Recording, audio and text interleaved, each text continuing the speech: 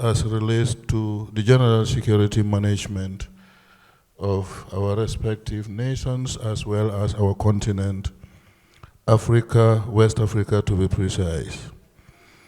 My own will be a contribution and finally a question.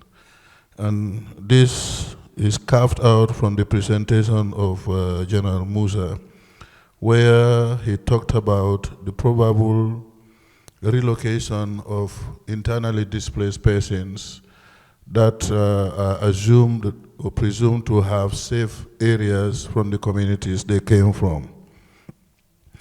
I'm aware also that it's an international acceptable standards that either refugees or internally displaced persons should be transported in safety and dignity, as well as relocating them to camps or original place of abode that has completely been demilitarized, encouraging civilian characterization of such communities.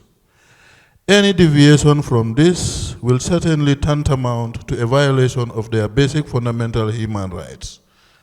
My question is, I hope the military of mighty Nigeria, the giant of Africa, are taking this into consideration prior to the resettlement of those IDPs or refugees, as the case may be. With your permission, sir. Thank you very much, sir. Any other question? Yes. On this side, please. On the right here. Yeah, thank you. Thank you. My name is Dr. Nzeribo Kebwe from Nigeria.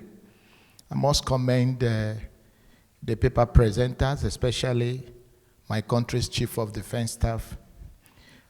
He did excellently well. There's so many things I heard today that really touched me, especially the story of that young boy who never slept on the foam before, and they offered him foam and he was crying. It's a touching story. What that means is that a non-kinetic approach can go a long way to turn things around in worrying situation like that. So, sir, I want to ask, what is your ratio or percentage of success story of non-kinetic approach as per your experience and that of a kinetic approach? The percentage of that, the success story of both non-kinetic and kinetic. Then the second question is this, because most of those things I jotted down were what you touched on when you were responding to what he asked you. So you have touched on some of my questions. But a particular question I want to ask is, while speaking, you talked on, using religious leaders, to de-radicalize those militants or terrorists. But I did not hear you mention psychologists, because religious leaders can pray and do some of these things. Psychologists are professionals who help in radicalization. So I want to understand whether Ministry of Defense have a department of psychologists who can help do this work, because without psychologists, the religious leaders will just touch a little and will not be able to solve the problem. Thank you very much. Thank you very much, Doctor. Any other question, or maybe we can take those? Sorry? Okay, yeah. Yes, ma'am. The mic, I think just switch on the mic, please.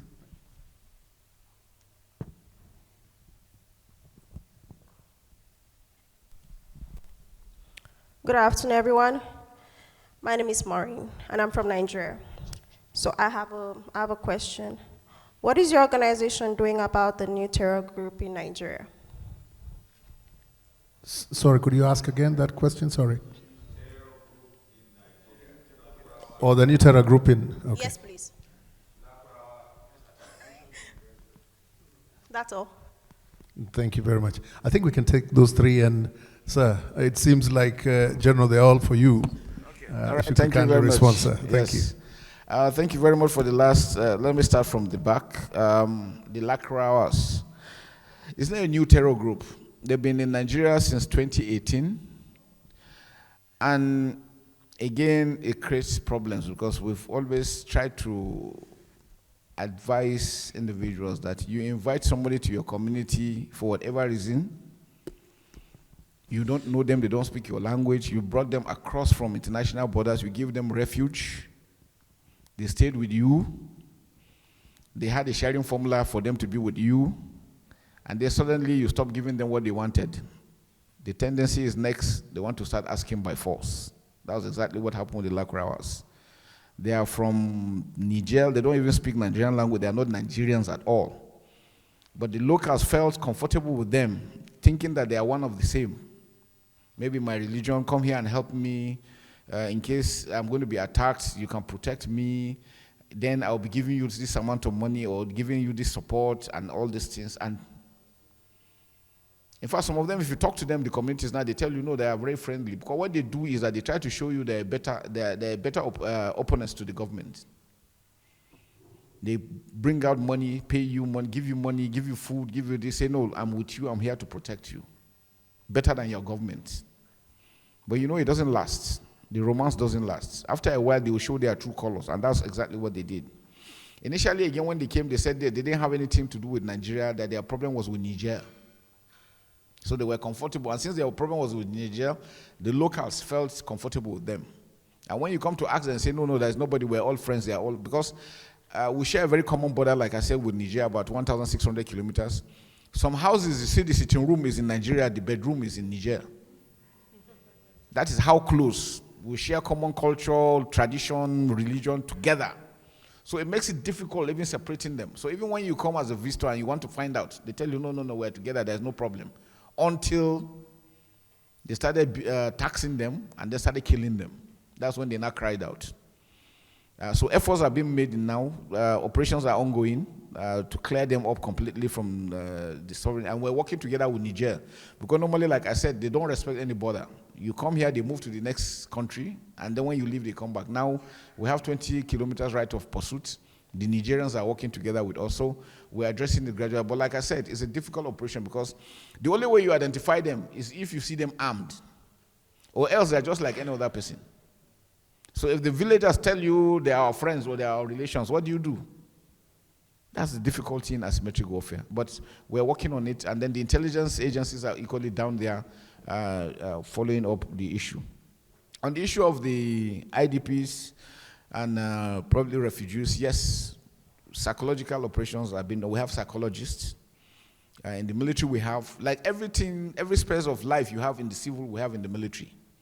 It's just like in the civil, it's probably more, but in the military, small but very, very efficient. So even for our troops, because of post-traumatic stress disorder, we have for our troops, when they are before they go, we brief them.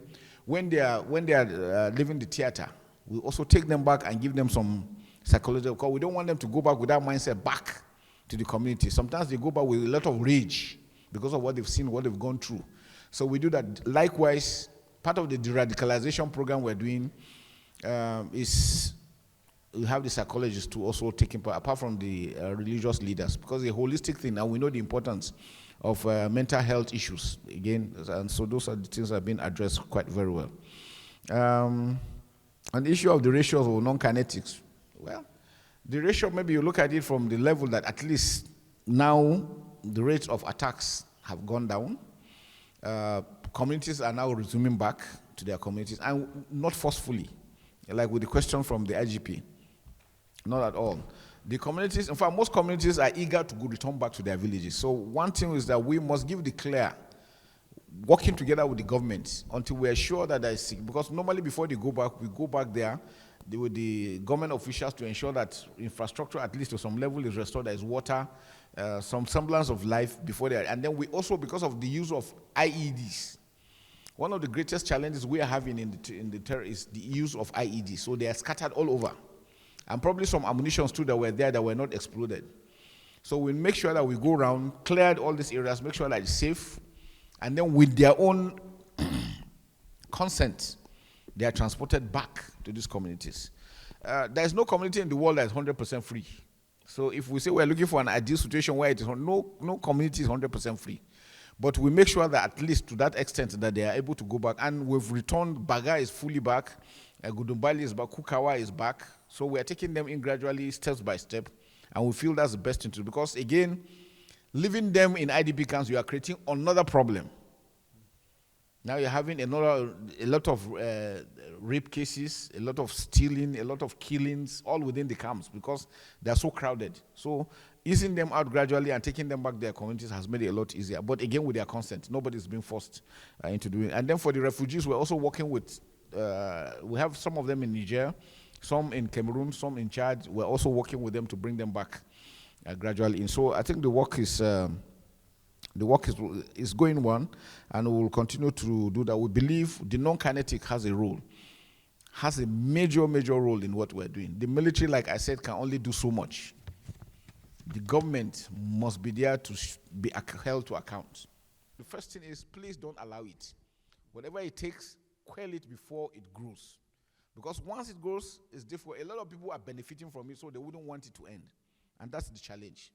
But like I'm sure, properly, if well followed, it can be addressed.